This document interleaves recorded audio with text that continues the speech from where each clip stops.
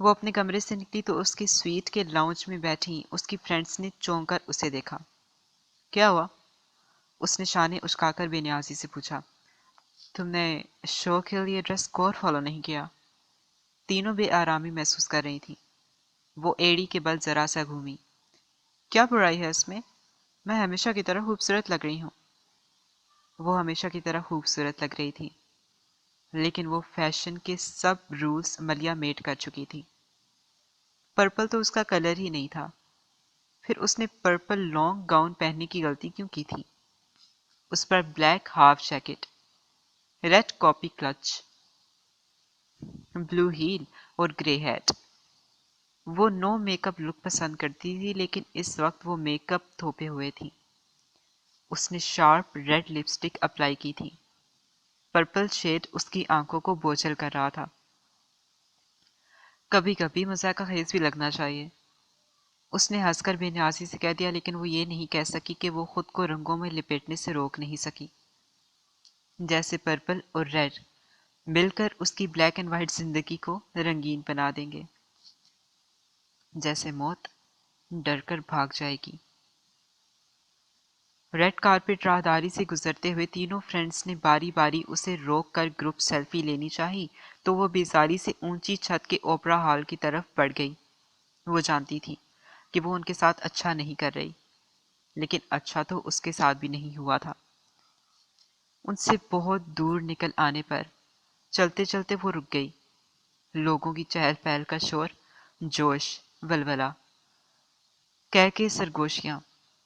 اپنی ہیل پر گھوم کر اس نے سب کو دیکھا، سب کو سنا۔ ہر شے بدنما تھی، ہر آواز کری تھی۔ شو شروع ہو چکا تھا۔ اپنی سیٹ پر بیٹھے بیٹھے اس نے سر گھما کر اوپر گیلریوں کی طرف دیکھا۔ اگر وہ کچھ ڈھونڈ رہی تھی تو اس تلاش میں ناکام رہی تھی۔ بت کی طرح ساکت ہو کر وہ اسٹیج کی طرف گھوم گئی۔ کون آیا، کون گیا، کیا کہا، کیا ایکٹ کیا، کون لڑکی تھی، کون لڑکا تھا، اسے کچھ دکھائی سنائی نہیں دے رہا تھا۔ ہر آواز بنبناہٹ تھی، ہر ادا نکلی تھی، ہر شے ارزاں تھی۔ لیکن جب ہیروئن نے ہیرو کی موت کا ماتم منانا شروع کیا تو بت بن کر بیٹھے اس کے مجسمے میں جنبش ہوئی۔ ایک ضرب پڑی۔ اس نے اسٹیج کی طرف غور سے دیکھنا شروع کیا۔ وہ دیکھ رہی تھی، وہ سن رہی تھی۔ سامنے اسٹیج پر وہ خود کھڑی تھی۔ وہ اپنی ہی موت کا گیت گا رہی تھی۔ اس کی آنکھوں سے دو آنسو نکل آئے، پھر یہ آنسو رکے نہیں، لگاتار بہتے رہے۔ اس نے ٹشو نکالنا چاہا تو کپکپاہٹ کی شدت نے اس کے ہاتھ سے پاؤچ گرا دیا۔ تھوڑا شور ہوا۔ اس کے پیچھے نشست پر بیٹھے چند لوگوں نے پہلو بدلا۔ اس نے جھک کر لباس کا کونا اٹھایا اور اپنی آنکھوں پر رگڑا۔ آنکھ میں لگا گہرا کاجل، آنکھ پر سجا گہرا شیڈ۔ اس کے گالوں پر پانی کے ساتھ کتنی ہی تصویریں بنا گیا۔ ساتھ بیٹھی اس کی فرینڈ نے چونک کر اسے دیکھا۔ باقی دو نے بھی گردن کو جھکا کر اسے دیکھنا چاہا۔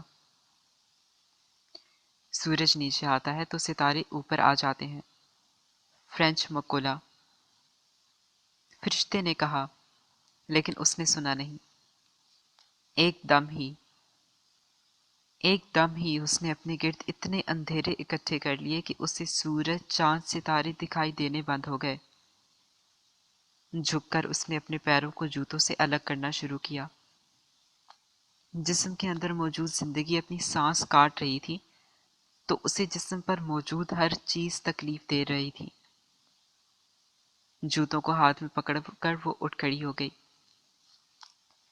وہ ایسے اوپرا شو کے درمیان سے اٹھ کر نہیں جا سکتی تھی۔ یہ بد اخلاقی بھی تھی اور شو کے قوانین کی خلاف ورزی بھی۔ انتظامیہ کا ایک آدمی جلدی سے اس کی طرف آیا، لیکن وہ اپنی نشست کی رو میں کافی آگے بڑھ چکی تھی۔ لوگوں کو بے آرام کرتی ہوئی وہ کھسکتی جا رہی تھی، سسکتی جا رہی تھی۔ اوپرا ہال کے سکوت نے اس کی سسکیوں کو سنا۔ آگے سے چند لوگوں نے گردنیں موڑ کر پیچھے اسے دیکھا۔ گیلری میں بیٹھے لوگوں نے گردنوں کو ذرا سا جھکا کر نیچے اس کی طرف دیکھا۔ سب کی نظریں اٹھی رہ گئیں۔ انتظامیہ کا آدمی اس کی طرف آتے آتے رک گیا۔ رنگوں کی تہ میں بھیگ کر بدنما ہوتے اس کے بدصورت گال سب کو دکھائی دے رہے تھے۔ وہ قدم آگے نہیں بڑھا سکی۔ ایک بوڑھے میاں بیوی کے درمیان پھنس کر کھڑی تھی۔ وہ سسک رہی تھی، ہچکیاں لے رہی تھی۔ اس کی سسکیاں ہر سماعت سن سکتی تھی۔ اسٹیج پر کھڑی فنکارہ ایک لمحے کے لیے رکی تھی۔ اوپرا ہال میں اس کی سسکیاں گنگنا رہی تھیں۔ وہ زندگی و موت کا حقیقی شو پیش کر رہی تھی۔ وہ کیا کر رہی ہے؟ کہاں کھڑی ہے؟ اس نے ہوش میں آ کر ایک نظر آس پاس دیکھا، پھر سر اٹھا کر گیلری میں بیٹھے لوگوں کو۔ اس نے ہر آنکھ کو خود کو دیکھتے پایا تو تیزی سے وہاں سے باہر نکلی، بھاگنے لگی۔ اوپرا ہال سے باہر، بلندی سے سیڑھیاں اترتے ہوئے، ریڈ کارپیٹ پر دوڑتے ہوئے، اسٹیج پر ہیرو کی جدائی کے راگ الاپتی فنکارہ سے دور، سڑک پر نکل کر دریائے سین کی طرف وہ بھاگتی جا رہی تھی۔ وہ جتنے لوگوں کے قریب سے گزر رہی تھی وہ سب دیکھ سکتے تھے کہ وہ رو رہی ہے، ہچکیاں لے رہی ہے۔ اس کا ہیٹ اڑ کر گر چکا تھا۔ ہاتھ میں پکڑے جوتے اس کے ہاتھ سے چھوٹ چکے تھے۔ وہ ننگے پاؤں سڑک پر بھاگ رہی تھی۔ ابھی تو زندگی شروع ہوئی تھی، وہ ختم کیسے ہو سکتی تھی؟ ابھی تو صرف وہ 22 سال کی تھی۔ پھر زندگی کی جوان بہاروں پر موت خزاں بن کر کیسے ٹھہر سکتی تھی؟ بھاگتے بھاگتے وہ ہانپ کر گھٹنوں کے بل گر گئی اور پھوٹ پھوٹ کر رونے لگی۔ ابھی تو اولین سانسیں لی تھی، پھر وہ آخری ہچکی کیسے لے سکتی تھی؟ Next article. پیرس سے پاپا اسے پرائیویٹ جیٹ میں واپس لائے تھے۔ اس میں 2 قدم چلنے کی سکت بھی نہیں رہی تھی۔ اس کی آنکھیں گڑے بن چکی تھیں۔ اس کا رنگ جل کر سیاہ ہونے لگا تھا۔ اس کا وزن تیزی سے گرا تھا۔ شانے کی ہڈی نظر آنے لگی تھی۔ 36 گھنٹوں میں اس نے 7 کلو وزن گرا لیا تھا۔ اس نے کینسر اور موت کو بیماری بنا لیا تھا۔ یہ روگ اس پر پوری طرح سے حاوی ہو چکا تھا۔ اس کی فرینڈز پاگلوں کی طرح اس کے پیچھے بھاگ کر اسے پیرس کی سڑکوں پر ڈھونڈتی پھر رہی تھیں۔ جس سڑک پر گر کر وہ بے ہوش ہوئی تھی وہاں ہجوم لگ چکا تھا۔ اس کی فرینڈز اس کے پاس بیٹھ کر زاروں قطار رونے لگی تھیں۔ انہیں خود سمجھ نہیں آ رہی تھی کہ وہ کیا کریں۔ اس نے ساری زمین کو سر پر اٹھا لیا تھا، پورے آسمان کو خود پر گرا لیا تھا۔ جہاز میں لیٹے ہوئے وہ مسلسل کانپ رہی تھی، جیسے اسے سرد تودے سے نکال کر لایا گیا ہو۔ اس کی کپ کپی دل دہلا رہی تھی۔ ماں نے اس کی حالت دیکھی تو وہ اسے گلے سے لگانے کے بجائے اس سے دور ہٹنے لگی۔ یہ میری خدا ہے، کیا ہوا ہے اسے؟ کیا کیا ہے اس نے اپنے ساتھ؟ اتنے بڑے گھر میں انہیں رونے کے لیے بہت کونے ملے، لیکن کوئی ایسا کونا نہیں ملا جہاں انہیں تسلی بھی مل سکتی۔ ڈاکٹرز نے اسے ایڈمٹ کرنا چاہا تو وہ چیخنے چلانے لگی۔ وہ ہسٹریائی ہو چکی تھی، اپنے بالوں کو مٹھیوں میں جکڑ کر کھینچنے لگتی تھی۔ اسے سمجھ نہیں آ رہی تھی کہ موت سے کس طرح سے بدلہ لے، کیسے اس کی جان عذاب میں ڈالے۔ اسے جہاں جو چیز نظر آئی تھی اس نے اٹھا کر توڑ دی تھی۔ ہر چیز اس کا مذاق اڑا رہی تھی کہ وہ تو موجود رہنے والی ہے، لیکن خدا ختم ہو جانے والی ہے۔ اس نے وقت بتانے والی ہر شے ختم کر دی تھی، گھڑیاں، وال کلاک، موبائل، کیلنڈر۔ وہ کمرے میں اندھیرا کر کے رکھتی تھی تاکہ دن اور رات میں فرق ختم ہو جائے۔ اس کی بھوک پیاس ختم ہو چکی تھی۔ بچا تھا تو بس یہ احساس کہ سب ختم ہو جانے والا ہے۔ دونوں ماں باپ اپنی ہمت ہار چکے تھے۔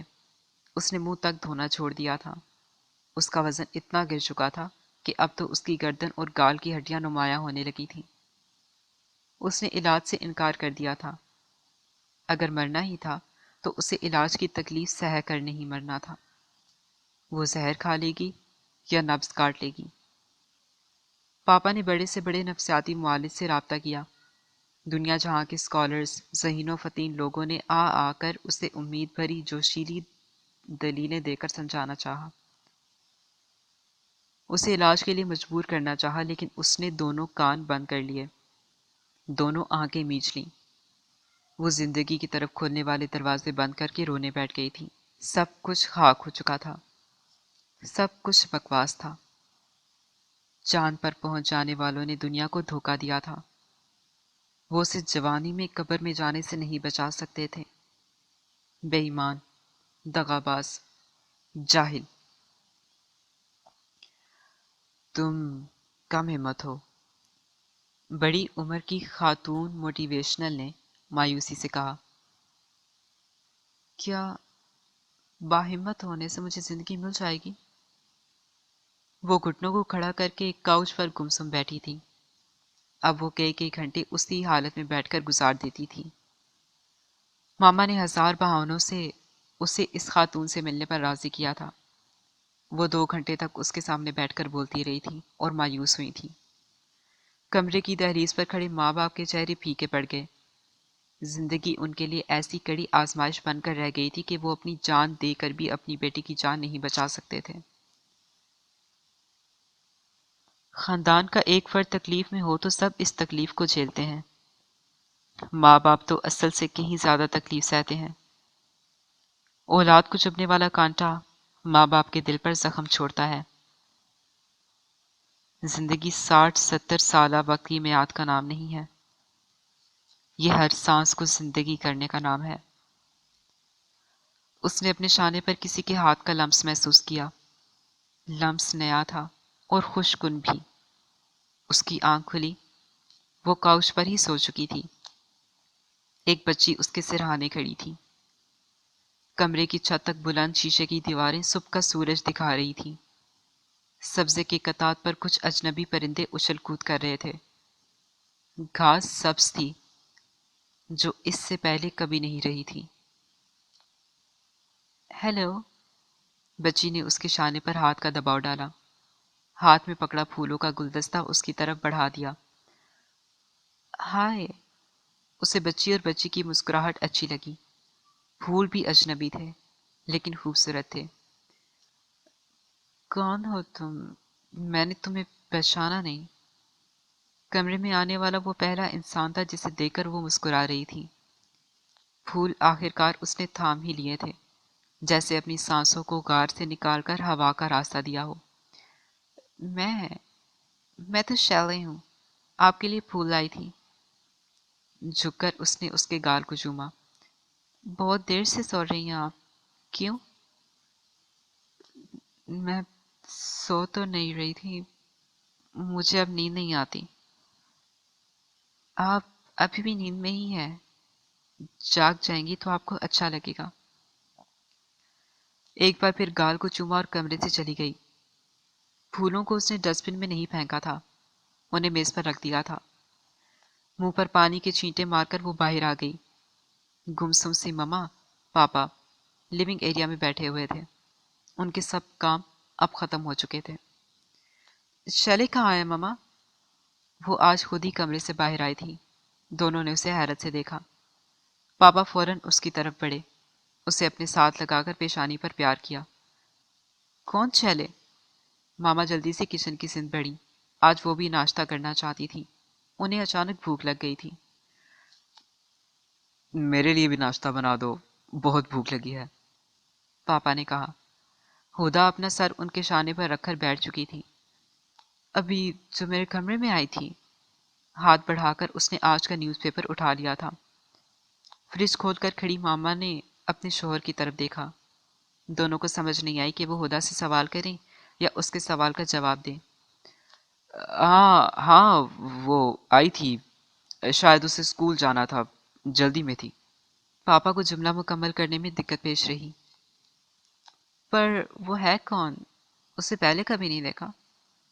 آپ کی کسی فرینڈ کی بیٹی؟ ماں باپ دونوں کی نظریں ملی۔ وہ ہمارے ہمسائے سے آئی تھی شاید۔ ماں نے شاید کا لفظ استعمال کرنا ضروری سمجھا۔ جب وہ ناشتہ کر رہی تھی تو وہ دونوں اپنے لک میں زہر مار کر رہے تھے۔ وہ بار بار نظریں چرا کر ہدا کو دیکھ رہے تھے۔ وہ ذہنی طور پر اتنی کمزور ہو چکی تھی کہ ایسی بہکی بہکی باتیں کرنے لگی تھی۔ کوئی بچی ان کے گھر نہیں آئی تھی۔ وہ کسی شعلے کو نہیں جانتے تھے۔ Next article. لائم اس سے ملنے کے لیے آیا تھا۔ دونوں کی زبان کینچی کی طرح چلا کرتی تھی، لیکن اب دونوں خاموش بیٹھے تھے۔ ماما نے اسے لان میں بٹھایا تھا کہ شاید وہ بھی اپنے کمرے سے نکل آئے۔ وہ سب سے ملنے سے صاف انکار کر دیا کرتی تھی، لیکن لائم کا نام سن کر وہ ماما کو دیکھ کر رہ گئی۔ اب تو میں بدنصیب نہیں رہی لائم۔ دونوں کے درمیان کافی دیر تک خاموشی رہی تھی، جو اس نے ایسے توڑی تھی۔ اس کی دھسی ہوئی آنکھیں آبدیدہ ہو چکی تھیں۔ وہ رونا سیکھ چکی تھی اور آنکھیں پوچھنا بھی۔ آئی ایم سوری ہدا، یہ یقین جانو وہ سب مذاق تھا، اور تم نے سچ کہا تھا۔ میں واقعی میں یہ حسرت رکھتا تھا کہ وہ بدنصیب انسان میں ہوتا جو تمہاری جگہ ہوتا، جو ایسی پورا سائز زندگی گزار رہا ہوتا۔ لائم کی نظر اس نئی ہدا پر ٹھہر نہیں رہی تھی۔ اس کے دل میں ٹیس اٹھی تھی۔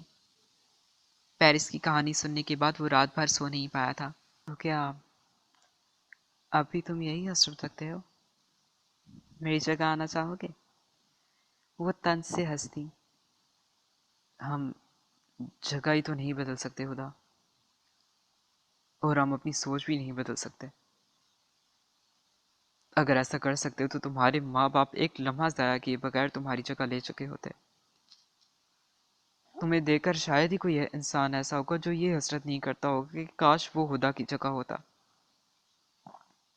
اب تم یہ خواہش کر رہی ہوگی کہ کاش تم میری جگہ ہوتی، مجھ جیسی غریب، بدحال، پارٹ ٹائم جاب کرنے والی، ایک ایک پینی کا حساب رکھنے والی لیکن صحت مند، زندگی کی گارنٹی کی سند رکھنے والی۔ کیسا ہی ہے خدا؟ ہاں، میں دنیا کا کوئی بھی شخص ہوتی لیکن خدا نہ ہوتی۔ اس نے سچائی کا اعتراف کیا۔ لائم نے گہرا سانس لیا۔ خدا کتنا بدل چکی تھی۔ اسے تکلیف ہوئی تھی۔ اسے اب زندگی چاہیے تھی، بس زندگی۔ ہم سب ہمیشہ اپنی جگہ بدلنا چاہتے ہیں۔ ہم ہمیشہ کسی دوسرے کی زندگی جینا چاہتے ہیں۔ ہمیں جو میسر ہوتا ہے ہم اس پر راضی نہیں ہوتے۔ ہم نے ہم بن کر رہنا سیکھا ہی کب ہے؟ مجھ سے کیوں ملنا چاہتے تھے؟ کچھ کہنے کے لیے، بلکہ سب سے اہم بات کہنے کے لیے، یہ کہ تم اپنی جگہ پر ہی رہو، اس بیماری کی مریضہ کی جگہ، زندگی کی جنگ لڑنے والی لڑکی کی جگہ۔ یقین کرو، یہی تمہارے لیے سب سے بہترین جگہ ہے۔ دنیا میں بہت سے لوگ ایسے ہوں گے جو زندگی کی چند سانسوں کے لیے تڑپ رہے ہوں گے۔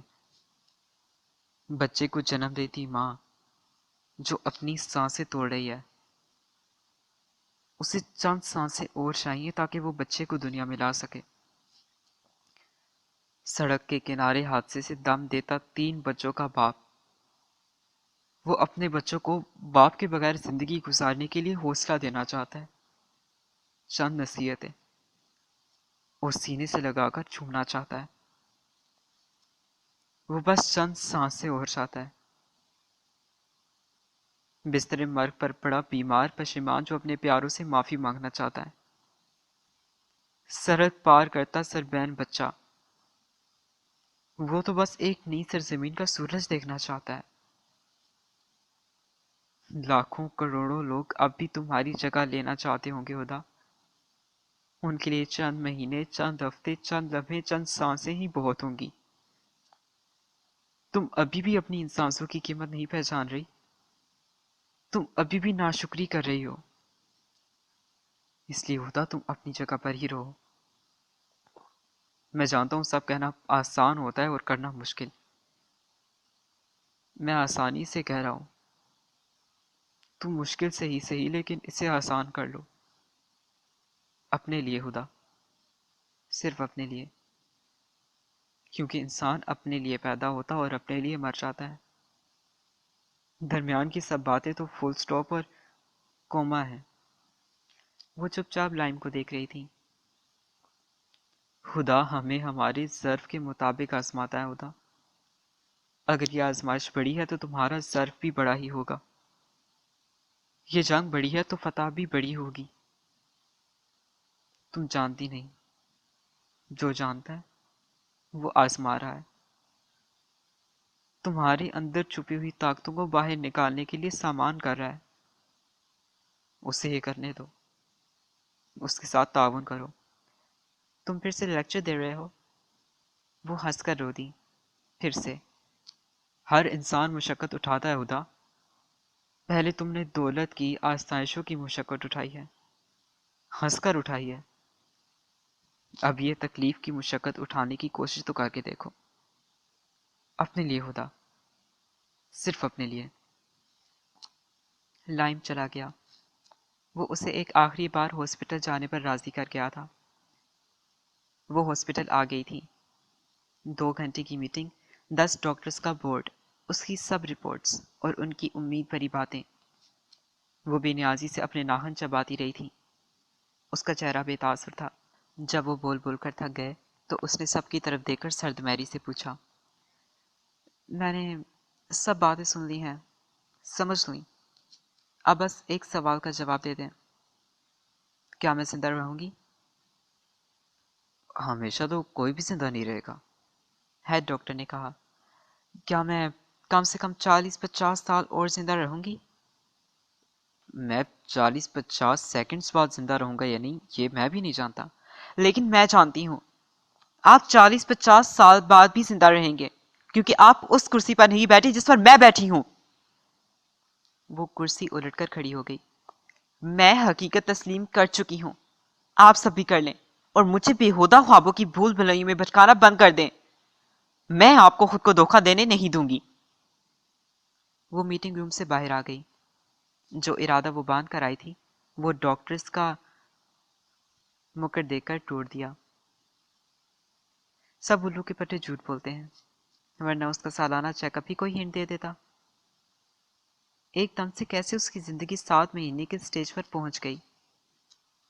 دنیا کو پاگل بناتے ہیں بیکار مشینری، ناکارہ ٹیسٹ اور جاہل ڈاکٹر۔ اس کی چال میں تندی تھی۔ وہ راہداری عبور کر رہی تھی کہ اسے ٹیرس پر کھڑی بچی پر شیلے کے ہونے کا گمان ہوا۔ تیز تیز اٹھتے اس کے قدم تھم گئے۔ وہ شیلے نہیں ہو سکتی، یہ دیکھنے کے لیے وہ اس کی سمت بڑھ گئی۔ وہ شیلے ہی تھی، آج بھی اس کے ہاتھ میں پھول تھے۔ شیلے، تم یہاں کیا کر رہی ہو؟ سر کو اس کی سمت جھکا کر کہا، پھر گھٹنوں پر بیٹھ کر اس کے شانے پر ہاتھ رکھ دیے۔ جواب دینے کے بجائے اس نے پھول اس کی سمت بڑھا دیے۔ آپ کا انتظار